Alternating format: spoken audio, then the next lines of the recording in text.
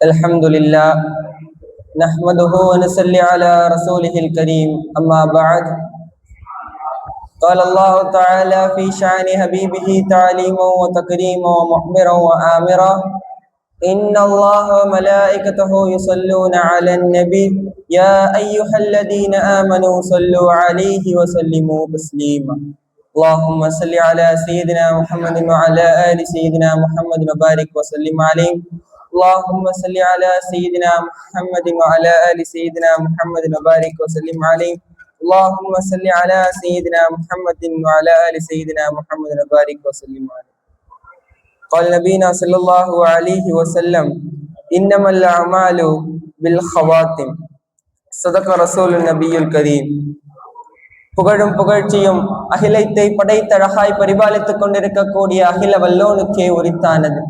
அவனின் சாந்தியும் சமாதானமும் எம்பெருமானார் கண்மணி நாயகம் ரசூலே அக்ரம் ஸல்லல்லாஹு அலைஹி வஸல்லம் அவர்களின் மீதும், அன்னாரை பின்பற்றிய உத்தம சத்திய சஹாபாக்கள், தாபிஈன்கள், தபஅ தாபிஈன்கள், நாதாக்கள், ஷஹதாக்கள் மற்றும் இந்த நல்லதோர் மஜ்லிஸிலே, இந்த ஜுமாவினுடைய நல்லதோர் மஜ்லிஸிலே அமர்ந்திருக்கக்கூடிய நம் அனைவர்களின் மீதும் குன்றாமல் நிலவட்டுமாக. ஆமீன். அன்பானவர்களே, இந்த உலகத்தில் நாம் செய்யக்கூடிய நல்லமல்கள் அல்லாஹுவிடத்தில் அங்கீகரிக்கப்பட வேண்டும். அந்த அமல்கள் அல்லாஹுவிடத்தில் அங்கீகரிக்கப்படக்கூடிய அமல்களாக இருக்க வேண்டும். அல்லாஹுவிற்கு பிடித்தமான அமல்களாக இருக்க வேண்டும். அல்லாஹுவிற்கு மிகவும் பிடித்த அமலாக அது இருந்தால்தான் அது அல்லாஹுவிடத்தில் ஏற்றுக்கொள்ளப்படும். நாம் அல்லாஹ்விடத்தில் நம் அமல்கள் அங்கீகரிக்கப்பட்டது என்பதை எப்படி அறிந்து கொள்வது? நாம் எப்படி அதை தெரிவது? அன்பானவர்களே, இந்த கடினமான நெருக்கடியிலும், இந்த கடினமான நெருக்கடியான காலத்திலும் நாம் எழுந்து சஹர் செய்கின்றோம், நோன்பு நோட்கின்றோம், அவ்வளவு குளிரும் ஒது செய்து தொழுகின்றோம். அது எதற்காக? ஒரு ஆசை, அல்லாஹ்வின் கடமையை நிறைவேற்றி விட்டோம், அல்லாஹ்வின் பொருத்தம், அல்லாஹ்வின் பொருத்தத்தை நாம் பெற வேண்டும் என்று ஒரு ஆசை. அதற்காகத்தான் நாம் இவ்வளவு கடினமான காலங்களிலும் இவ்வளவு நல்லமல்களை செய்கின்றோம். இந்த உலகத்தில் அமல் செய்யக்கூடிய எவரும் விருப்பமில்லாமல் அமல் செய்ய மாட்டார்கள். ஒரு சில நேரங்களில் விருப்பம் வராது, இருந்தாலும் கடமைக்காக அவர்கள் அமல்களை செய்வார்கள். அந்த கடமைக்காக அமல் செய்யக்கூடிய விஷயமும், அந்த கடமைக்காக அமல் செய்யும் போதும் அவர்களிடத்தில் ஒரு பயம் இருக்கும். என்ன பயம் என்றால், அல்லாஹ்வின் அமலில் நாம் பொடுபோக்காக இருந்து விடக்கூடாது, அவனின் அமலை நாம் நிறைவேற்றி விட வேண்டும் என்று. அந்த பயம் இருப்பதால் தான் அவன் கடமைக்காக இருந்தாலும் அந்த அமலை செய்து முடிக்கின்றான். அல்லாஹ் நம் அமலை கபூல் செய்ய வேண்டும். அன்பானவர்களே, நாம் இந்த உலகத்தில் செய்யக்கூடிய ஒவ்வொரு அமல்களும் ஒரு மிகப்பெரிய தியாகத்திற்கு பின்னாலே நாம் செய்கின்றோம். எந்த ஒரு விஷயமாக இருந்தாலும், 2 ரக்காத்து தொழுவதாக இருந்தாலும் நாம் தியாகம் செய்ய வேண்டும். லுஹர் தொழுகைக்கு, சுபஹ் தொழுகைக்கு, அசர் தொழுகை போன்ற அனைத்து தொழுகைகளுக்கும் நாம் தியாகம் செய்ய வேண்டும். சுபஹனுடைய நேரத்திலே தூக்கம் வரும், எந்திரிக்க முடியாது. அந்த தூக்கத்தை தியாகம் செஞ்சு அல்லாஹ்வுக்காக நம்ம தொழுகணும். மதிய நேரத்துல அதே மாதிரிதான், எந்திரிச்சா அப்படியே கண்ணு சொக்கும், தூங்கணும்னு தோணும். ஆனா அந்த தூக்கத்தை தியாகம் செஞ்சு நம்ம அந்த லுஹருடைய தொழுகையை தொழுகிறோம். அது கூட இல்ல, ஒரு 1000 ரூபாய் நம்ம ஜக்காத்து கொடுக்கணும், தர்மம் பண்ணணும்னா நம்ம மனசு முதல்ல சொல்லும் கொடுத்துடலான்னு. அதுக்கப்புறமா அந்த மனசு திரும்ப சொல்லும், நம்ம தானே கொடுக்கிறோம், நாளைக்கு கொடுத்துக்கலாம், அவ்வளவுதான், அதோட முடிஞ்சது. அந்த எண்ணத்தை தியாகம் செய்து நாம் அந்த தர்மத்தை செய்ய வேண்டும். ஆக எந்த விஷயம் செய்வதாக இருந்தாலும் ஒரு தியாகத்தை நாம் செய்தே தீர வேண்டும். தியாகத்துக்கு பின்னால் நம் அமல் நடைபெறுகிறது. நாம் செய்த அமல் வீணாகிவிடக் கூடாது. நாம் செய்கின்ற அமல் வீணாகிவிடக் கூடாது என்பதை நபிகளார் ஸல்லல்லாஹு அலைஹி வஸல்லம் அவர்கள் நம் கவனத்திலே கொண்டு வருகின்றார்கள். நபிகளார் ஸல்லல்லாஹு அலைஹி வஸல்லம் அவர்கள் எப்படியெல்லாம் இந்த உம்மத்தை வழிநடத்தினார்கள், எப்படியெல்லாம் இந்த உம்மத்திற்கு நேர்வழி காட்டியுள்ளார்கள், எல்லா விஷயங்களிலும் வழிகாட்டியுள்ளார்கள். ஒரு மனிதன் தன் வாழ்வில் எவ்வாறு உயர்வது, வாழ்வில் உயர்ந்த இடத்தை பிடிக்கக்கூடிய வழிகளை நபி ஸல்லல்லாஹு அலைஹி வஸல்லம் அவர்கள் காட்டியுள்ளார்கள். நாம் நோக்கத்திலே தோற்று போய்விடக்கூடாது என்பதிலும் வழிகாட்டியுள்ளார்கள். இன்னொரு பக்கம் நாம் செய்கின்ற வணக்கம் எல்லாம் வீண் போகிவிடக்கூடாது, அங்கீகரிக்கப்படக்கூடிய அமல்களாக இருக்க வேண்டும் என்பதையும் கற்பித்திருக்கிறார்கள். எந்த ஒரு வணக்கமோ நம்ம செய்யும் போது அல்லாஹ் தஆலா நாளைக்கு நம்மளை கூப்பிட்டு உன்னுடைய அமலை நாங்கள் ஏற்றுக்கொள்ளவில்லை, அந்த அமல் ஏற்றுக்கொள்ளப்படாத அமல் என்று சொல்லிவிடக்கூடாது. அல்லாஹ் தஆலா குர்ஆனிலே அங்கீகரிக்கப்படும் 2 வழிகள், அதாவது நம் அமல் அங்கீகரிக்கப்படக்கூடிய 2 அடிப்படைகளை குர்ஆனிலே சொல்லுகின்றான். அதில் ஒன்றுதான் தகப்பலல்லாஹு மினல் முத்தகீன், நம்முடைய அமல்கள் ஏற்றுக்கொள்ளப்படும். யாருடைய அமல் ஏற்றுக்கொள்ளப்படும்? எப்பேற்பட்டவருடைய அமல் ஏற்றுக்கொள்ளப்படும்? இந்த உலகத்தில் இறையச்சத்தோடு வாழ்ந்து தக்வாவுடன் அமல் செய்தவர்களின் அமல் அல்லாஹ்விடத்தில் நாளை மறுமையில் ஏற்றுக்கொள்ளப்படும். இந்த தக்வா உள்ளவரிடத்தில் மட்டும்தான் அமல் ஏற்றுக்கொள்ளப்படுகிறது. இந்த தக்வா என்றால் என்ன? இந்த இறையச்சம் என்பது என்ன? பெருமக்கள் இதற்கு ஒரு விளக்கத்தை கொடுக்கிறார்கள். அல் இம்திசாலு பில் அம்வாரி வல் இஜ்தினாஉ அன் நவாஹி, அவன் சொன்ன கட்டளைகளை, அல்லாஹ் தஆலா சொல்கின்ற கட்டளைகளை நாம் கடைபிடிப்பது, அவன் எந்தெந்த விஷயங்களை நீங்கள் செய்யுங்கள் என்று ஏவி இருக்கின்றானோ அந்த விஷயங்களை நாம் செய்ய வேண்டும்.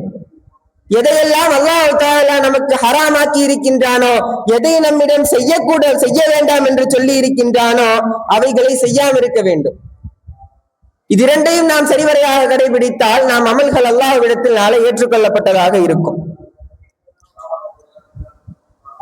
ஆனால் இந்த காலத்தில் அவன் ஏவிய விஷயங்களை நாம் புறக்கணிக்கின்றோம், அவன் தடுத்த விஷயங்களை நாம் செய்கின்றோம். நாம் புரிய வேண்டும், இதில் நாம் புரிந்து கொள்ள வேண்டும் அன்பானவர்களே. அவன் தடுத்த விஷயங்கள் வட்டி, லஞ்சம், புறம் பேசுவது, பொய் சொல்லுவது, ஏமாற்றுவது, துரோகம் செய்வது போன்ற விஷயங்களை நாம் இந்த காலத்தில் செய்து வருகின்றோம். இது போன்ற விஷயங்களை அல்லாஹ் தஆலா தடுத்திருக்கின்றான். இது நம்மிடத்தில் இருக்கும் வரை அந்த தக்வா வராது. அன்பானவர்களே, அது நம்மிடத்தில் இருக்கக்கூடாது.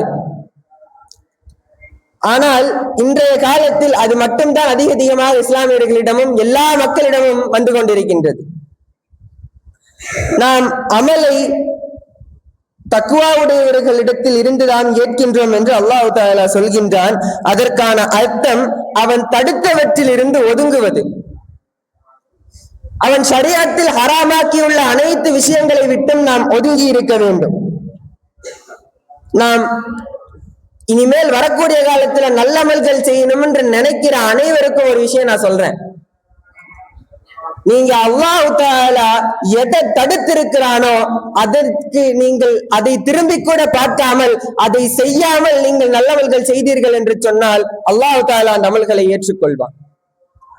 அல்லாஹ் தஆலா ஏவிய விஷயத்தை செய்பவன் மட்டும்தான் தக்வா உடையவன். அந்த தக்வா என்ற இறையச்சத்துடன் இருப்பவனால் மட்டும்தான் நல்லவர்கள் அவனிடமிருந்து மட்டும்தான் ஏற்றுக்கொள்ளப்படும். அன்பானவர்களே, நம் மனதை பொறுத்தவரை, நாம் பொதுவாக மனிதர்களுடைய மனதை பொறுத்தவரை எந்த விஷயத்தை நம்ம தடுத்திருக்குன்னு சொல்றோமோ அந்த விஷயத்தை தான் அது செய்யும். உதாரணமா, ஒரு சுகர் பேஷண்ட் இருக்கானா அவனுக்கு இந்த ஸ்வீட் ஐட்டம்ஸ் எல்லாம் வந்துட்டு சாப்பிடக்கூடாதுன்னு சொல்லுவாங்க. ஆனா அவனுடைய மனது அந்த ஸ்வீட்டை தான் கேட்கும். ஹல்வா சாப்பிடணும் அப்பதான் அவனுக்கு தோணும். உடல்ல நோய் இருக்கக்கூடிய ஒரு மனிதனுக்கு அந்த நோயை அதிகப்படுத்தக்கூடிய விஷயத்தை அவன் பயன்படுத்தக்கூடாது என்று சொன்னால் அவன் அதை தான் அதிகமாக பயன்படுத்துவான். மனிதனுடைய குணம் என்பது தடுக்கப்படுவதை ஆசைப்படுகின்றவன் தான் மனிதன். ஒரு விஷயத்தை நாம் தடுத்திருக்கின்றோம் என்றால் அதன் மீது ஆசைப்படுபவன் தான் மனிதன். இதற்கு பெரியார்கள் ஒரு பழமொழி சொல்வார்கள், அல் இன்சானோ ஹனீசும் ஃபீமா முனியா. அல் இன்சானு ஹனீசுன் ஃபீமா முனியா, அவனது சுபாவமும் அவனுடைய மனதும் எது தடுக்கப்பட்டிருக்குமோ அதிலேதான் ஆசைப்படும். எது தடுக்கப்பட்டிருக்குமோ அதிலேதான் அவனுடைய மனது ஆசைப்படும். நபி ஸல்லல்லாஹு அலைஹி வஸல்லம் அவர்கள் சொல்லி இருக்கின்ற அழகாக அதை சொல்லி காட்டுகின்றார்கள். நபி ஸல்லல்லாஹு அலைஹி வஸல்லம் அவர்கள் அழகாக ஒரு விஷயத்தை நமக்கு கற்பித்துக் கொடுக்கின்றார்கள். உங்களுடைய அமல் அல்லாஹ்விடத்தில் ஏற்றுக்கொள்ளப்பட வேண்டுமா? அல்லாஹ்விடத்தில் எப்பேற்பட்டவர்களுடைய அமல்கள் ஏற்றுக்கொள்ளப்படும்?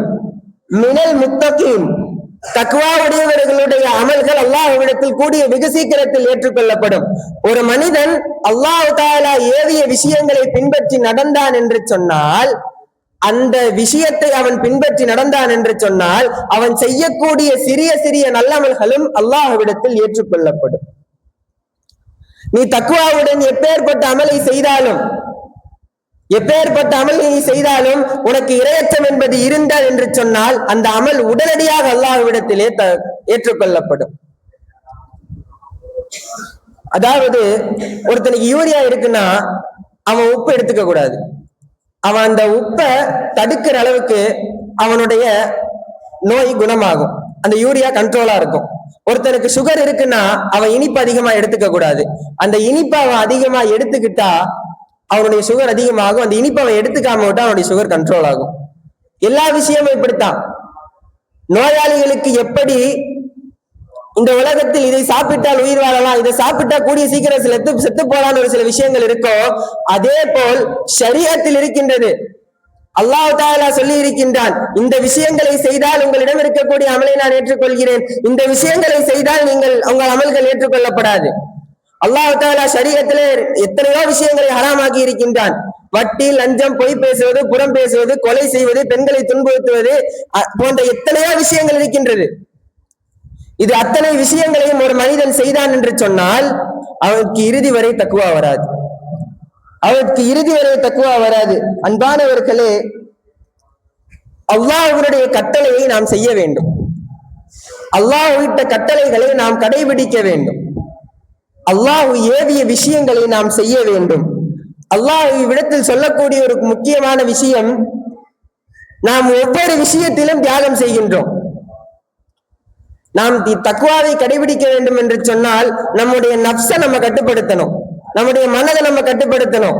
அதுக்கு நம்ம எத்தனையோ விஷயங்களை இழக்க வேண்டியது இருக்கும். அது அத்தனையும் அல்லாஹ்வின் பால் செய்யக்கூடிய தியாகம்.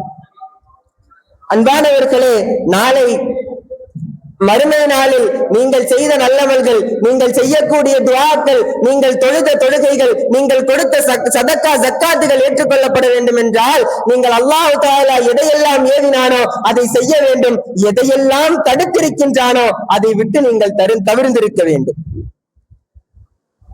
நாளைக்கு அல்லாஹ் கிட்ட போய் அல்லாஹ் தஆலா கிட்ட, யா அல்லாஹ், நான் 5 வக்து தொழுதேன், நான் சதக்கா கொடுத்தேன், நான் ஜக்காத்து கொடுத்தேன், நான் நிறைய விஷயங்கள் உனக்காக செஞ்சிருக்கேன் அப்படின்னு அல்லாஹ் தஆலா சொல்லுவான், அவனுடைய அமல்கள் ஏற்றுக்கொள்ளப்படவில்லை. ஏன்னா நீ எல்லா விஷயங்களையும் செஞ்ச, நான் ஏவன விஷயங்களை நீ செஞ்சதான், ஆனா நான் எதையெல்லாம் தடுத்திருக்கின்றேனோ அந்த விஷயங்களையும் நீ செய்தா என்று சொல்லி அல்லாஹ் தஆலா முற்றிலுமாக அவனுடைய அமலை ஏற்றுக்கொள்ளப்படாது என்று சொல்லி விடுவான். அன்பானவர்களே, நபிகளார் ஸல்லல்லாஹு அலைஹி வஸல்லம் அவர்கள் கூறியிருக்கிறார்கள், அதுக்கு முன்னாடி நம்ம ஒரு அமல் செய்கிறோம், அந்த அமல் எப்படி அல்லாஹ்விடத்துல ஏற்றுக்கொண்டிருக்கு நம்ம தெரிஞ்சுக்க முடியும். நாம் செய்யக்கூடிய விஷயத்தினுடைய ரிசல்ட் எப்படி, அது எப்படி அல்லாஹ்விடத்துல ஏற்றுக்கொள்ளப்பட்டிருக்குன்னு நம்ம தெரிஞ்சுக்கிறது, அது எப்படி நம்மளால தெரிஞ்சுக்க முடியும்? அந்த அமல் தெரிந்து எப்படி நாம் அந்த அமலை அல்லாஹ் ஏற்றுக்கொண்டிருக்கிறானான் என்று தெரிவது, நபி ஸல்லல்லாஹு அலைஹி வஸல்லம் ஒரு ஹதீஸ்ல சொல்றாங்க, இன்னமல் அமாலு பில் ஹவாத்திம்,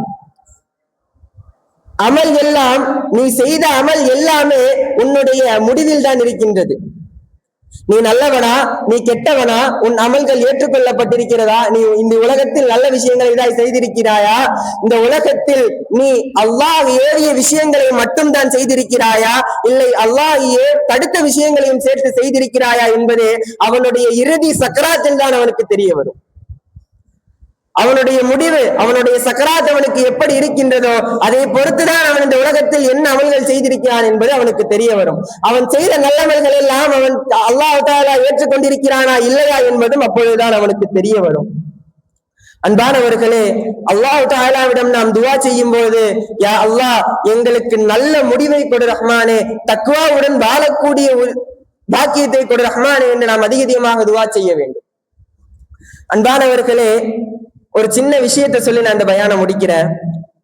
இரவில் தூங்குவதற்கு முன்னால் ஸலவாத் ஸல்லல்லாஹு அலைஹி வஸல்லம்ங்கற ஸலவாத்தை 11 தடவை, அல்லாஹும்ம ஸல்லி அலா முஹம்மத் அந்த ஸலவாத்தை ஒரு 11 தடவை ஓதிட்டு தூங்கினா அவர்களுடைய இறுதி நேரம், அவர்களுடைய மரணத்தில், அவர்களுடைய மரணம் என்பது ஈமானுடன் இருக்கக்கூடிய மரணமாக இருக்கும். அவர்களுடைய மௌத்தில் மிகப்பெரிய பாக்கியம் அந்த ஸலவாத்தை கொண்டு கண்மணி நாயகம் ஸல்லல்லாஹு அலைஹி வஸல்லம் அவருடைய முகத்தை பார்த்த வண்ணமாக அவருடைய ரூஹ் பிரியும். அன்பானவர்களே, அந்த பாக்கியத்தை உள்ள ரஹ்மான் நம் அனைவருக்கும் தருள் புரிவானாக. எனவே நாம் அமல்கள் எல்லாம், எல்லா அமல்களும், நாம் செய்யக்கூடிய எல்லா நல்ல அமல்களும், தீய அமல்களை நம்ம எந்த ஒரு விதமான தியாகமும் இல்லாம ஈஸியா செஞ்சுட்டு போயிடலாம். ஆனா அல்லாஹ்வின் பால் அல்லாஹ் ஏற்றுக்கொள்ள வேண்டும் என்று நினைத்து நாம் செய்யக்கூடிய அமல்கள் மிகப்பெரிய தியாகங்களை செய்வதால் தான் அந்த அமல்கள் ஏற்படுகின்றது. எல்லா விஷயங்களிலும் தியாகம் இருக்கின்றது. அன்பானவர்களே, உங்களால் முடிந்தவரை அல்லாஹ் தஆலா செய்ய வேண்டும் என்று சொன்ன விஷயங்களை செய்ய முயற்சி செய்யுங்கள். அதை அதிகமாக செய்யக்கூடிய பாக்கியத்தை அல்லாஹ் உங்களுக்கு தர வேண்டும், எனக்கும் தர வேண்டும். அல்லாஹ் தஆலா எதை இந்த உலகத்தில் ஹராம் என்று தடுத்திருக்கிறானோ அதை நீங்கள் 100க்கு 100 முற்றிலுமாக அதை நீங்கள் செய்யாமல் இருக்க வேண்டும். அதை முற்றிலுமாக நீங்கள் தடுக்க வேண்டும். அன்பானவர்களே, அல்லாஹ் தஆலா கொலை செய்யக்கூடாதுன்னு சொல்லி இருந்தா அதை நீங்க செய்யாதீங்க. திருடக்கூடாதுன்னு சொல்லி இருந்தா செய்யாதீங்க. ஜினா செய்யாதீங்கன்னு சொல்லி இருந்தா செய்யாதீங்க. மது அருந்தாதீங்கன்னு சொல்லி இருந்தா அதையும் செய்யாதீங்க. இது அனைத்தையும் விட்டு நீங்கள் தவிர்ந்திருந்து அல்லாஹ்வின் பால் அமல் செய்தால் அவன் நீங்கள் செய்யக்கூடிய அமல்களை அல்லாஹ் தஆலா நிச்சயமாக ஏற்றுக்கொள்வான். அன்பானவர்களே, இனி வருகின்ற காலங்களில் அல்லாஹ் தஆலா நம் அனைவருக்கும் இறையச்சத்துடன் வாழக்கூடிய பாக்கியத்தையும், நல்லமல்கள் அல்லாஹ் தஆலா ஏவிய விஷயங்களை செய்யக்கூடிய பாக்கியத்தையும், அல்லாஹ் தஆலா எதையெல்லாம் இந்த உலகத்தில் ஹராமாக்கி இருக்கின்றானோ அந்த அத்தனை விஷயங்களையும் விட்டு தவிர்ந்திருக்கக்கூடிய பாக்கியத்தையும் நம் அனைவர்களுக்கும் தந்தருள் புரிவானாக என்று துஆ செய்தவனாக என் உரைக்கு திரையிடுகிறேன். ஆகிரு தஅவானா அனில் ஹம்துலில்லாஹி ரப்பில் ஆலமீன். அஸ்ஸலாமு அலைக்கும் வ ரஹ்மத்துல்லாஹி வ பரகாத்துஹு.